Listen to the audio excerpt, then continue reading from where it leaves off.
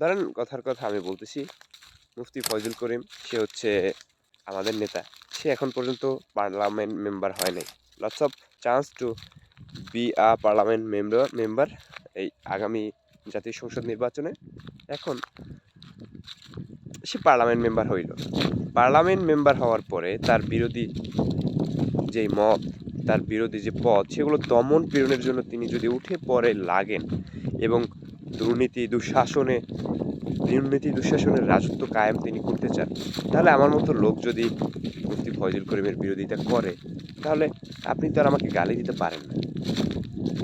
So there is a point. আপনি আওয়ামী লীগ করেন বা আওয়ামী লীগ ভালোবাসেন বা আওয়ামী লীগ আপনার ধর্ম হতে পারে, এটা সম্পূর্ণ আপনার ব্যাপার।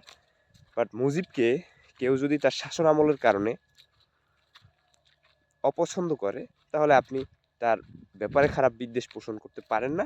কারণ আপনি নিশ্চয়ই জানেন সেই ৭২ পরবর্তী ৭১ পরবর্তী তার শাসন আমলের কিছুটা। That is my personal opinion. Thanks.